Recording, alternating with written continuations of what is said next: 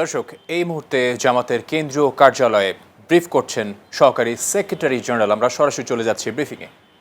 সরে আসছেন, ঢাকার বাইরে ছিলেন, নির্বাচনী কাজে ব্যস্ত ছিলেন, সবাই চলে এসেছেন।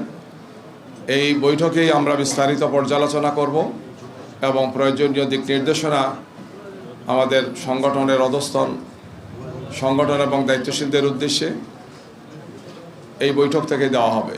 এর পাশাপাশি দেশবাসীর উদ্দেশ্যে আপনাদের মাধ্যমে আমরা প্রয়োজনীয় আমাদের বক্তব্যগুলো, আমাদের পর্যালোচনা এবং পর্যবেক্ষণ আপনাদের সামনে তুলে ধরা হবে।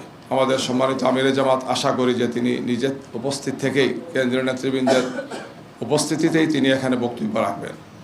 তো যেহেতু এটি খুবই গুরুত্বপূর্ণ সময় আমরা বসেছি, আমাদের সর্বোচ্চ ফোরাম, নির্বাচন সংশ্লিষ্ট সব বিষয় এখানে আলোচনা হবে।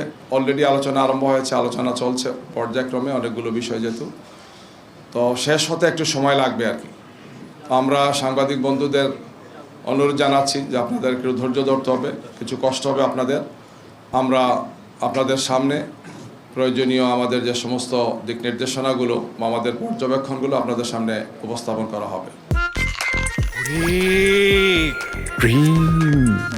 ফ্যান্টাস্টিক ওরে ক্রিম বিস্কিট। আজকে এই পর্যায়ে আমি কোনো প্রশ্ন নিচ্ছি না, যেহেতু পক্ষ থেকেই কথা বলবেন। আমাদের আজকের এই বৈঠকটি একান্তভাবে জামাত ইসলামীর কেন্দ্রীয় নির্বাহী পরিষদের বৈঠক।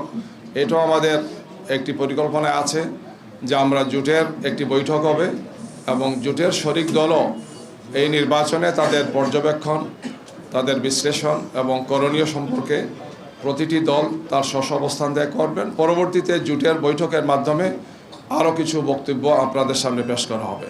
সেটাও আজকে হয়তো আমরা সমন্বয় করে, সম্ভব হলে আজকেই বলা হবে অথবা আগামীকালকে আপনারা জানবেন যে জোটের পক্ষ থেকে বক্তব্যটা কী। আপাতত এই হচ্ছে আমাদের বক্তব্য এবং আমরা আশা করি রাত 10টার মধ্যে আপনাদের সামনে আমাদের এই বৈঠকের পর্যবেক্ষণগুলো আপনাদের সামনে তুলে ধরতে পারবো। সাংবাদিক বন্ধুদেরকে ধন্যবাদ। আসসালামু আলাইকুম।